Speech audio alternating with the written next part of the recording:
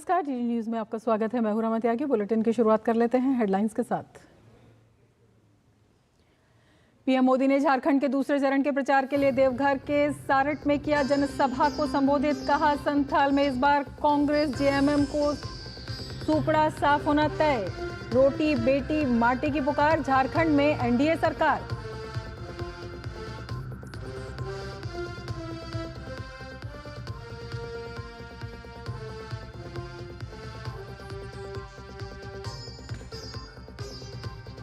PM Modi ने बिहार को दूसरे एम्स के साथ 12,000 करोड़ रुपए की योजनाओं की दी सौगात। कहा, 70 साल के ऊपर के सभी बुजुर्गों को मुफ्त इलाज से पूरी एक गारंटी।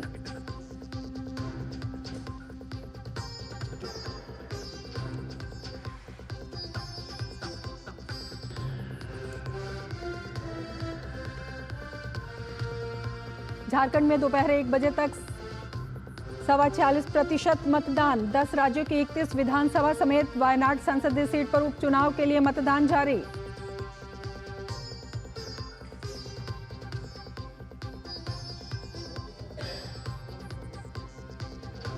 चुनावी घोषणा पत्र को लेकर भाजपा के निशाने पर कांग्रेस। संविधान के साथ खिलवाड़ करने का लगाया आरोप। चुनाव नियमों की भी उड़ी धज्जियां।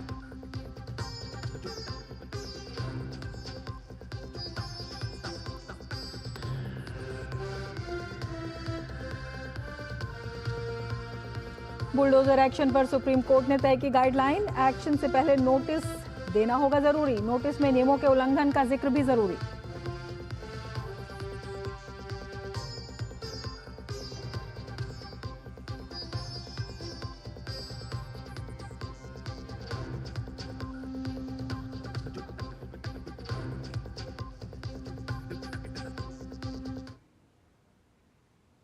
और अब विस्तार से समाचार। झारखंड में जारी चुनावी सरगर्मियों के बीच प्रधानमंत्री नरेंद्र मोदी ने सारट में चुनावी सभा को संबोधित किया। सारट में चुनावी सभा को संबोधित करते हुए पीएम मोदी ने एनडीए प्रत्याशियों के पक्ष में मतदान करने की अपील की। अपने संबोधन के दौरान पीएम मोदी ने झारखंड की हेमंत सरकार पर जमकर निशाना साधा। पीएम ने कहा कि इस बार के चुनाव में रोटी बेटी को बचाने का प्रयास हो रहा है। झारखंड में रोटी बेटी माटी की पुकार पर लोग मतदान के लिए आगे आ रहे हैं। माता बहनों बेटियों का स्थान बहुत ऊंचा है, लेकिन यहां क्या हो रहा है? यहां हमारी एक बेटी, हमारी बहन को कांग्रेस के नेता गाली देते हैं, बद्दी बद्दी गालियां देते हैं। बहन सीता सोरेन के लिए इन्होंने क्या क्या नहीं कहा। आखिर इन लोगों में इतनी हिम्मत आई कहां से? ये हिम्मत इसलिए आई क्योंकि इनको पता है कि महिलाओं को गाली देकर भी उनका कुछ नहीं होगा। सरकार उनकी रक्षा करने के लिए बैठी है। वो जानते हैं कि जेएमएम को आदिवासी बेटी के मान सम्मान की कोई चिंता नहीं है। इससे पहले प्रधानमंत्री ने मिथिलांचल की यात्रा के दौरान दरभंगा एम्स के शिलान्यास कार्यक्रम में हिस्सा लिया। उन्होंने बनने वाले अस्पताल से जुड़ी एक प्रदर्शनी देखी। प्रधानमंत्री की यात्रा स्वास्थ्य इंफ्रा की दृष्टि के एक नई शुरुआत के साथ हुई है। एम्स में सुपर स्पेशलिटी अस्पताल, Ayush block, medical college, nursing college बनेगा। लोगों को विश्व स्तरीय स्वास्थ्य सेवाएं उपलब्ध कराई जाएंगी।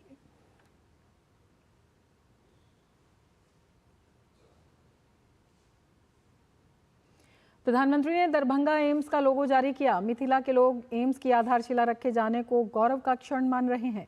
यह अस्पताल दरभंगा शहर से करीब 5 किलोमीटर दूर शोभन भरोल बाईपास पर बनकर तैयार होगा। दरभंगा हवाई अड्डे की दूरी अस्पताल से करीब 8 किलोमीटर है।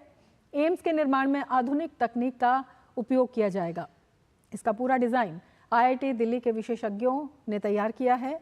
188 एकड़ यानी करीब 2.25 लाख वर्ग मीटर में 1264 करोड़ रुपए की अनुमानित लागत के साथ ये अस्पताल बनकर तैयार होगा, जहां 750 बेड होंगे। करीब 36 महीनों में ये बनकर तैयार हो जाएगा। प्रधानमंत्री नरेंद्र मोदी की सरकार ने बिहार को ये दूसरा एम्स दिया है। इससे पहले पटना में एम्स दिया गया था। प्रधानमंत्री ने कहा, मिथिला, तिरहुत, कोसी सहित नेपाल और पश्चिम बंगाल तक लोगों को एम्स का फायदा होगा।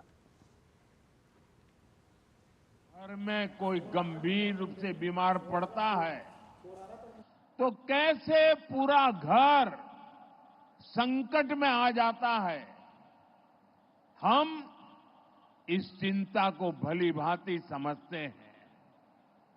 और पहले के दौर में स्थितियां भी बहुत कठिन हुआ करती थी। अस्पताल बहुत ही कम थे, डॉक्टरों की संख्या बहुत ही कम थी, दवाइयां बहुत महंगी थी, बीमारी की जांच का कोई ठिकाना नहीं था और सरकारें सिर्फ वादों और दावों में ही उलझी रहती थी। यहां बिहार में जब तक नीतीश जी सरकार में नहीं आए थे, तब तक गरीबों की इस चिंता को लेकर कोई गंभीरता ही नहीं थी। गरीब के पास चुपचाप बीमारी सहने के अलावा और कोई चारा नहीं था। ऐसी स्थिति में हमारा देश कैसे आगे बढ़ता? इसलिए पुरानी सोच और अप्रोच दोनों बदला। प्रधानमंत्री ने करीब 5070 करोड़ रुपए की लागत की राष्ट्रीय राजमार्ग परियोजनाओं का उद्घाटन और शिलान्यास किया। इन परियोजनाओं में गलगलिया अररिया 4 लेन का उद्घाटन भी शामिल है। ये सड़क सीमांचल के क्षेत्रों को पश्चिम बंगाल के साथ जोड़ेगी। इसके साथ ही पीएम मोदी देश भर के विभिन्न रेलवे स्टेशनों पर आज 18 प्रधानमंत्री भारतीय जन औषधि केंद्र भी प्रधानमंत्री ने राष्ट्र को समर्पित किए। झारखंड के 81 सदस्यीय विधानसभा के पहले चरण के लिए चुनाव हो रहे हैं। झारखंड की 43 सीटों पर दोपहर 1 बजे तक 46.25% मतदान हुआ है। 15 जिलों की 43 सीटों पर हो रहे मतदान में मुख्य मुकाबला बीजेपी, कांग्रेस और जेएमएम गठबंधन के बीच में है।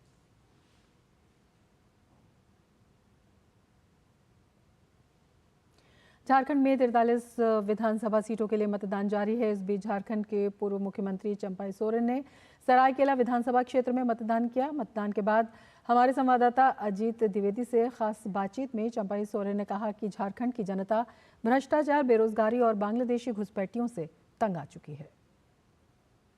झारखंड के पूर्व मुख्यमंत्री चंपाई सोरेन जी हमारे साथ हैं। अभी उन्होंने अपना वोट दिया है। चंपाई जी, क्या लग रहा है, पहली बार 40 साल बाद आप जेएम से अलग चुनाव लड़ रहे हैं, क्या माहौल लग रहा है आपको?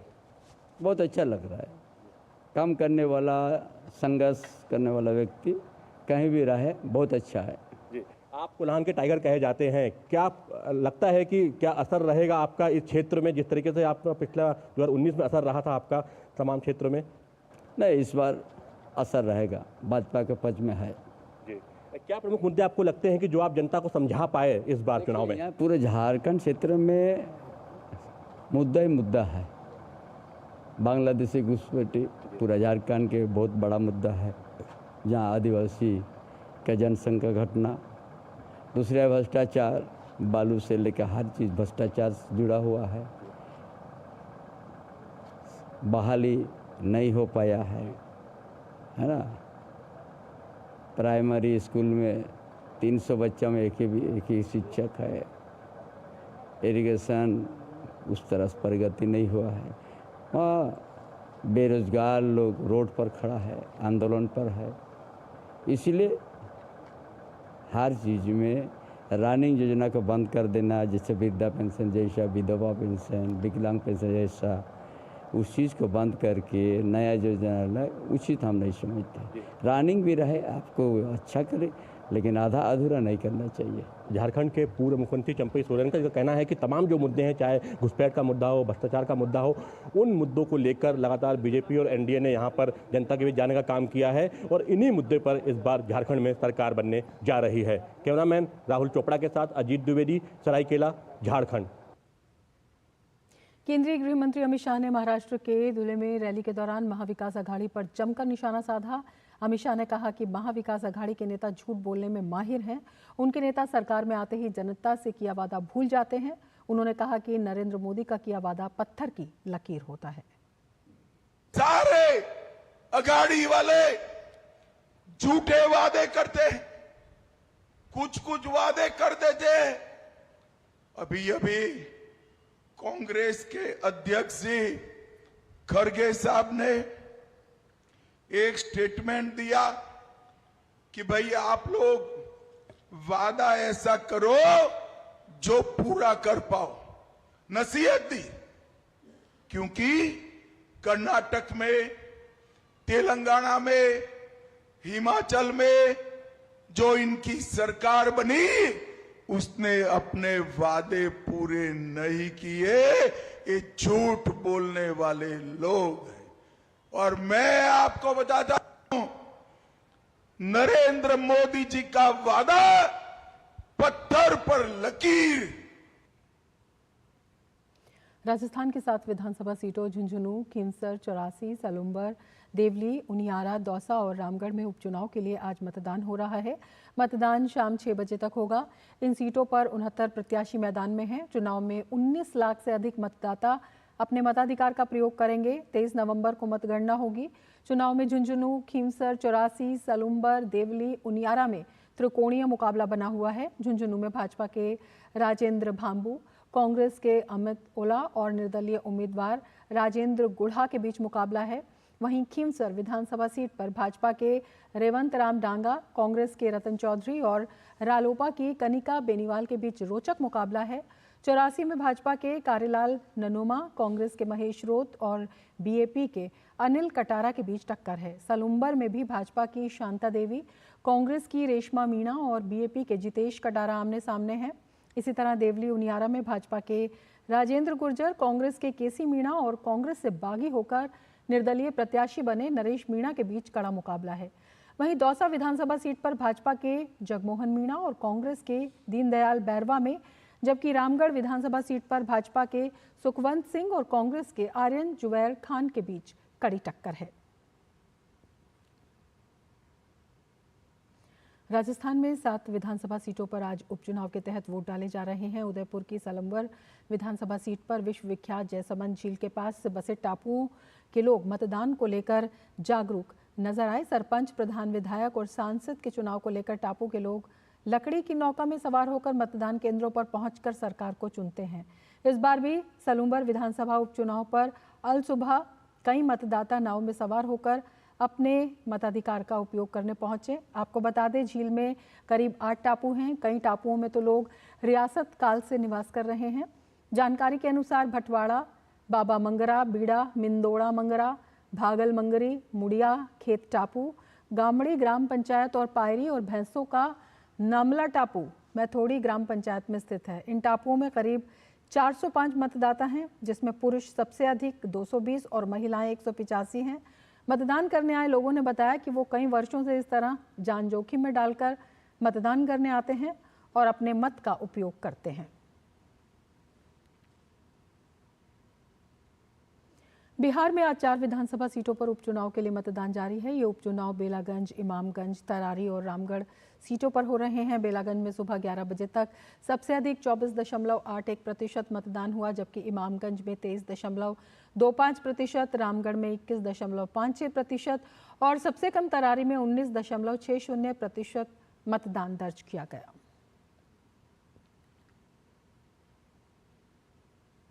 देश भर में अपराधियों और अवैध निर्माण को लेकर बुलडोजर एक्शन पर सुप्रीम कोर्ट ने आज अपना फैसला सुनाया। कोर्ट ने कहा कि बुलडोजर जस्टिस स्वीकार्य नहीं है। सुनवाई करते हुए कोर्ट ने कहा कि आरोपी होने पर भी आप किसी का घर नहीं गिरा सकते हैं। सख्त रुख अपनाते हुए अदालत ने कहा कि किसी भी कीमत पर जिम्मेदार अधिकारियों को बख्शा नहीं जाएगा। ये फैसला जस्टिस BR गवई और जस्टिस KV विश्वनाथन की पीठ ने सुनाया। सुप्रीम कोर्ट ने बुलडोजर एक्शन को कानून का उल्लंघन बताया। कोर्ट ने कहा कि जब किसी का घर गिराया जाता है तो ये उस परिवार के सभी सदस्यों पर सामूहिक दंड के बराबर है, जिसे संवैधानिक प्रावधानों के तहत अनुमति नहीं दी जा सकती है। अगर घर छीन लिया जाता है तो प्रशासन को यह दिखाना होगा कि ऐसा करना अंतिम उपाय था।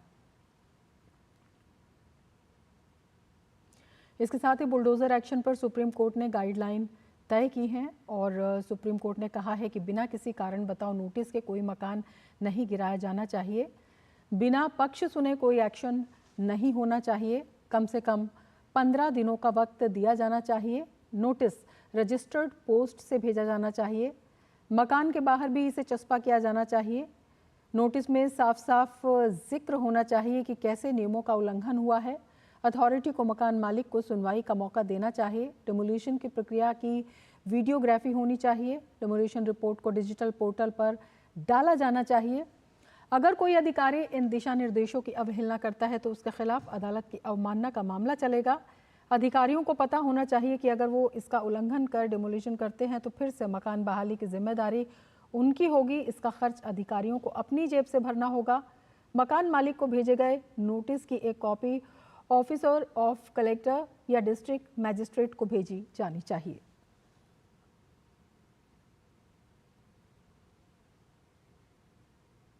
भारतीय जनता पार्टी ने बुलडोजर एक्शन पर सुप्रीम कोर्ट के फैसले का स्वागत किया है। पार्टी प्रवक्ता संबित पात्रा ने कहा कि कानून का पालन करते हुए बुलडोजर की कार्रवाई होनी चाहिए।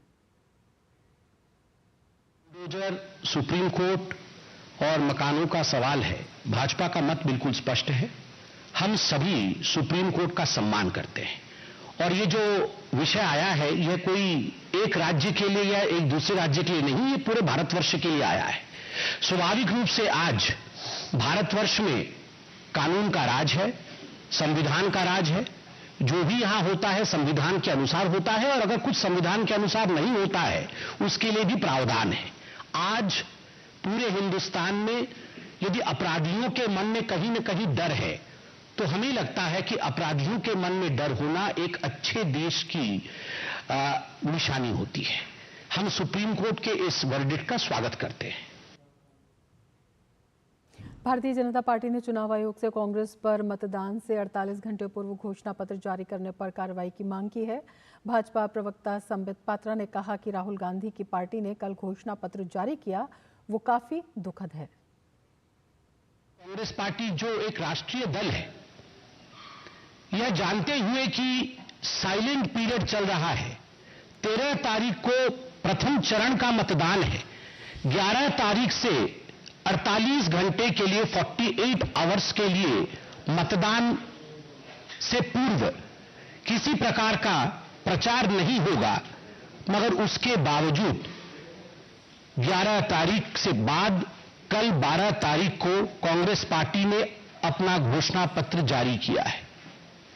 यह अपने आप में बहुत ही दुखद है, यह संविधान के साथ खिलवाड़ है। जिस प्रकार से कल राहुल गांधी की पार्टी ने चुनाव आयोग के नियमों की धज्जियां उड़ाई है, मुझे लगता है हमारे पार्टी ने तो कंप्लेंट किया ही है, इस पे कार्यवाही होनी चाहिए।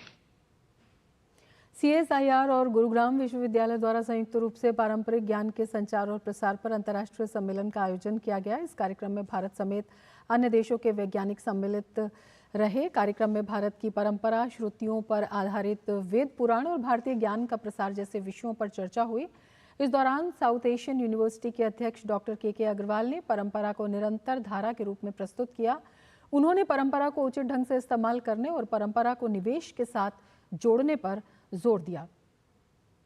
इस कार्यक्रम में communication and dissemination of traditional knowledge यानी CDTK 2024 किताब का विमोचन भी किया गया।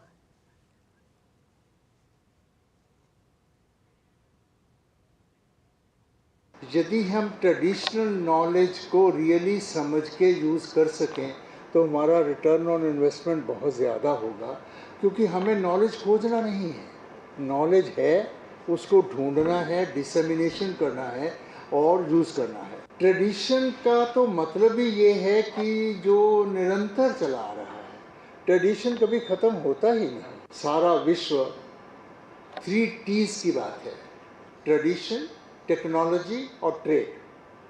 मतलब यदि हम इन 3 T's को सिंक्रोनसली यूज़ कर पाते हैं, ट्रेडिशन और टेक्नोलॉजी को मिलाकर ट्रेड की तरफ बढ़ते हैं, तो इकोनॉमी भी स्ट्रॉन्ग हो गई, ट्रेडिशन भी आगे बढ़ गया, टेक्नोलॉजी भी इस्तेमाल हो गई। इसके साथ ही इस बुलेटिन में फिलहाल इतना ही। नमस्कार।